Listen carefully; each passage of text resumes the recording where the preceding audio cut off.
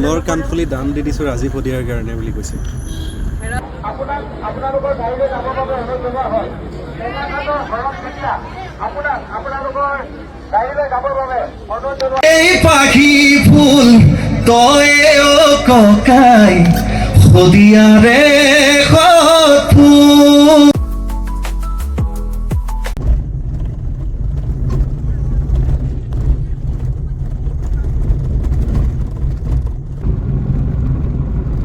এই দৃশ্যটো ল'বলৈ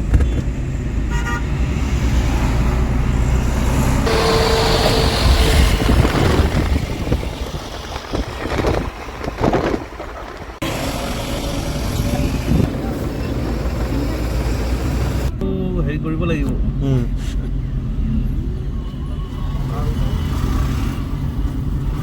সন্তোষ কাইদেউহঁতে আহিছে, ক'ত পালেগে জানো? আহিছে নি? ঠিক আছে দিয়ক। কি কৈছে? গাঁওবুঢ়া ঘৰত ৰাখিব গাড়ীখন, তাৰমানে তাৰ পৰা 1.5 কিলোমিটাৰমান খোজকাঢ়ি যাব। আচ্ছা, ইমান ভিৰ হৈছে? ভিৰ হৈছে, বহুত ভিৰ হৈছে। আচ্ছা,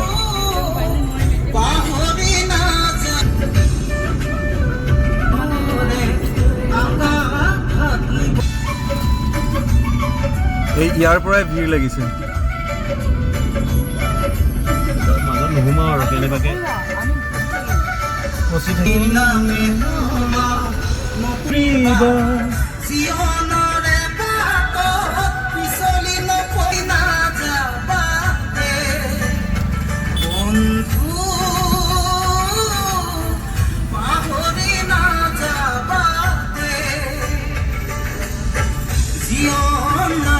ইতিহাস ৰচি দিলে, কিন্তু ৰচি দিলে জীৱন এনেকুৱা এটা আৰু কাৰো হেৰিতে নহ'ব চাগে। ভূপেন হাজৰিকা হেৰিটো এনেকুৱা হোৱা নাই চাগে। তাকে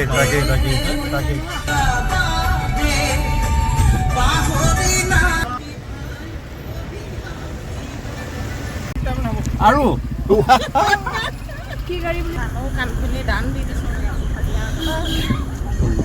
সোণৰ কাণফুলি দান দি দিছোঁ ৰাজীৱ শদিয়াৰ কাৰণে বুলি কৈছে।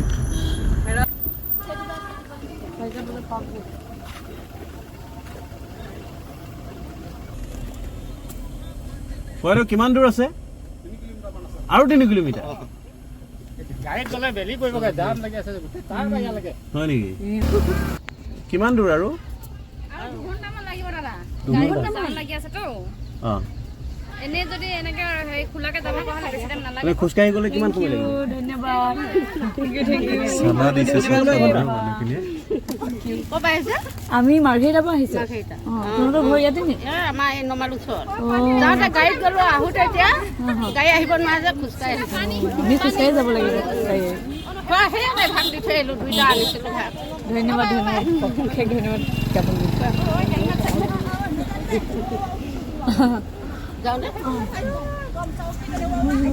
এয়াই শদিয়াৰ সৰলতা।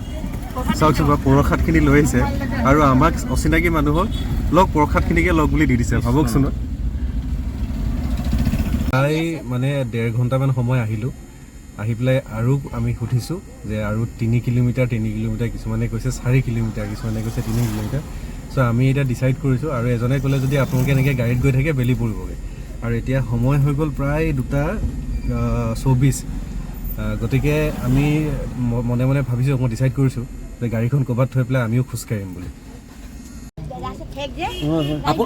আমি যাম যে ইমান নাই, এইবাৰ বেছি গাড়ী নিছে। হয় গাড়ী দেখি নাপায় যাব আপোনালোকে। পাব ৰখি ৰাখি যাবলগীয়া আছে। হ'ব দিয়ক। ৰাস্তা নোযোৱা। হ'ব এতিয়া।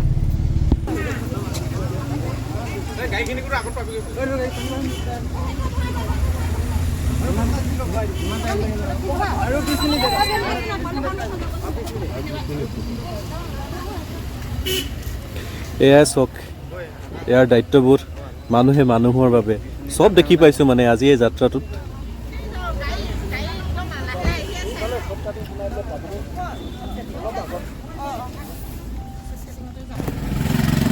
এয়া অসমৰ ইতিহাসৰ এটা দিন হৈ ৰ'ব। আৰু এইখিনি আহি থাকোঁতে যি অনুভৱ হৈছে, ইয়াৰ পৰা গৈতো পাব আছেই, আমি আধা ৰাস্তাতেই আছোঁ এতিয়াও। গতিকে ইয়াৰ পৰা গৈ পেলাই যি পৰিৱেশ চাগে দেখিম, সেয়া চাগে মোৰ কি মনলৈ ভাৱ আহিব মই নাজানো, কিন্তু মই কথাখিনি কৈ থাকোঁতে আপুনি মোৰ মুখত এটা হাঁহিও দেখি আছে। এই হাঁহিটো কিন্তু বেলেগ একো নহয়, অসমীয়া হিচাপে গৌৰৱৰ হাঁহি হয়। ফাইনেলি আমি খোজ লৈ ল'লোঁ।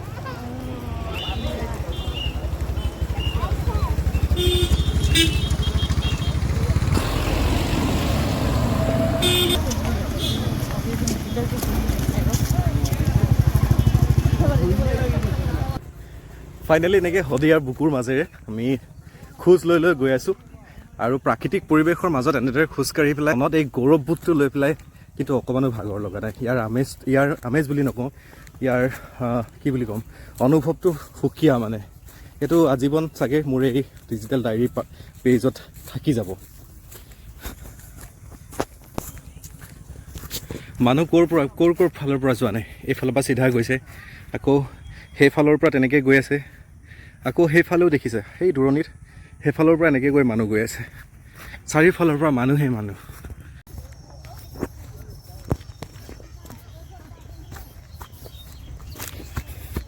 অ' বাপৰে,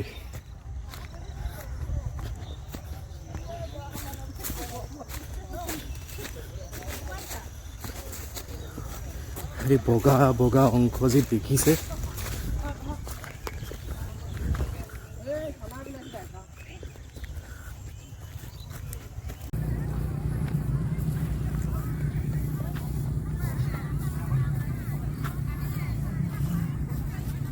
চাৰিওফালে অকল মানুহ, মাত্ৰ মানুহ।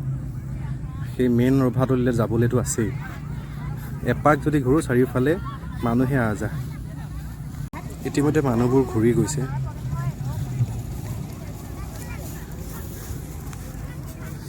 আমি প্ৰায় কাষ পাইছোঁহি আহি পেলাই। আমি বন্তি প্ৰজ্বলন কৰিছোঁ। ৰাজীৱ শদিয়া ন্যাসৰ স্কেনাৰ আমি মহেন্দ্ৰ হাজৰিকাদেৱে উন্মোচন কৰিলে। তাৰ পাছত ৰাইজে যেনেদৰে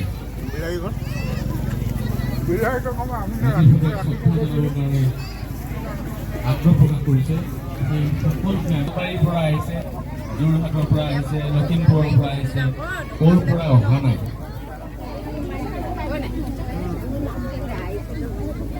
এই গণশিল্পী, এগৰাকী গণশিল্পীৰ প্ৰতি অসমীয়া জাতিয়ে কেনেকৈ মৰম চেনেহ সন্মান দিব লাগে সেয়া জাতিয়ে নিশ্চয় জানে, আৰু জানে কাৰণেই আজি এই টুপচিঙা গাঁৱৰ পথাৰত এনে জনসমুদ্ৰ। লোহিত ককাইদেউ অহাৰ কথা আছিল, কিন্তু তেওঁ অসুস্থতাৰ কাৰণে আজি ইয়াত উপস্থিত থাকিব নোৱাৰিলে। বিভিন্ন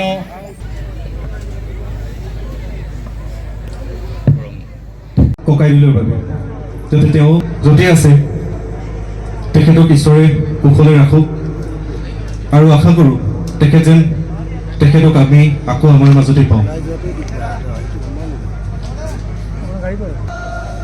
অসমীৰ কলিজাৰ কেঁচা মাটিৰে ঈশ্বৰে গঢ়া এটি জোন, ঈশ্বৰে গঢ়া এটি জোন। সহস্ৰ শ্বহীদ আৰু জনতাৰ সেৱাতে ফুলিছিল পাৰিজাত ফুল, সেই পাখি ফুল তয়ে ককাই শদিয়াৰে সৎ ফুল, শদিয়াৰে সৎ ফুল। অসমীৰ কলিজাৰ কেঁচা মাটিৰে ঈশ্বৰে গঢ়া এটি জোন, ঈশ্বৰে গঢ়া এটি জোন। পিছৰখিনি মই গাব চেষ্টা কৰিছোঁ নেকি? ইমান অভিমান কেনেকৈ সামৰি থলি লুইখন বোৱাই বুকুত, ৰাইজে সুধিছে জানো এবাৰো নকলি কিয় জ্বলিলি অকলেই কিয় জ্বলিলি অকলেই কিয় তোৰে আপোন ভাই অসমীৰ তেজৰ মন তোৰে আপোন ভাই অসমীৰ তেজৰ মন গানেৰে আনিম বিপ্লৱ গানেৰে আনিম বিপ্লৱ অসমীৰ কলিজাৰ কেঁচা মাটিৰে ঈশ্বৰে গঢ়া এটি জোন ঈশ্বৰে গঢ়া এটি জোন সহস্ৰ শ্বহীদ আৰু জনতাৰ সেৱাতে ফুলিছিল পাৰিজাত ফুল সেই পাখি ফুল তয়ে ককাই শদিয়াৰে ফুল শদিয়াৰে ফুল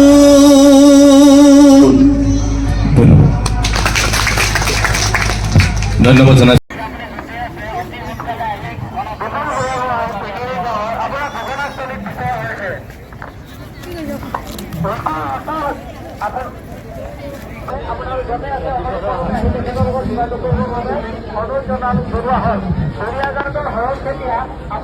আপোনালোকৰ গাড়ীলৈ যাবৰ বাবে অনুৰোধ জনোৱা হয় আপোনালোকৰ গাড়ীলৈ যাবৰ বাবে অনুৰোধ জনোৱা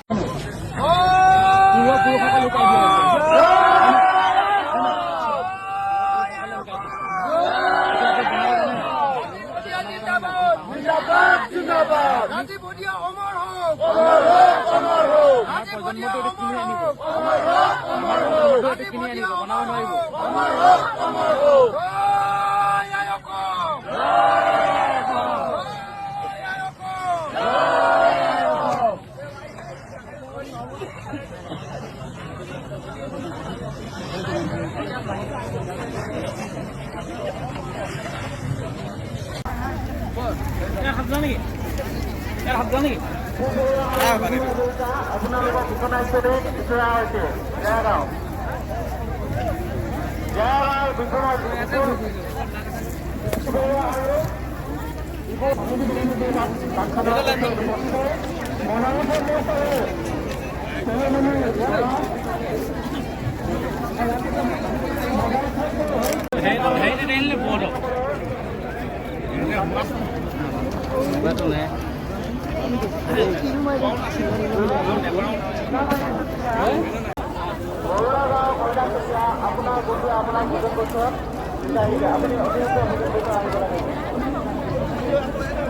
ভাল লাগিল লগ পাই ডিব্ৰু কাঞ্চন দত্তক আৰু তেখেতৰ মই এটা সেই ভাইৰেল হোৱা গানটো আমি চাইছিলোঁ সেইকাৰণে চেহেৰাটো মই প্ৰথমতে চিনাকি লাগিল যে ক'লে মই সেইকাৰণে এই দাড়ি আৰু এইটো মানে মই গম পাই গৈছোঁ আজি এইটো নাচাটো মনত চাইছোঁ গানটো।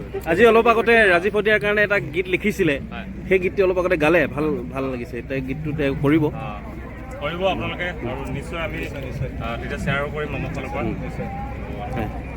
ভাল লাগিল আপোনাকো লগ পাই। হয় ধন্যবাদ। দুইজনেই মেইন মানুহ আচলতে একদম যিবিলাক ভিডিঅ' কণ্টেণ্টবিলাক ইউনিক হয় আৰু যিখিনি কাম কৰি আছে সেইটো ধৰণে গৈ থকাটো বিচাৰোঁ। মানে এনেই কিবা এটা হৈ থকা বহুত কি দেখিছোঁ কিন্তু তাৰ মাজত অলপ ব্যতিক্ৰম দেখা পাওঁ অৰ্থত সেইটো বস্তু হ'লে মানে ভাল লাগিছে। আদৰি লৈছে মৰম দিছে আৰু সেই কণ্টেণ্টটো ৰখাটো মানে বিচাৰোঁ আৰু টিচাৰ হিচাপে।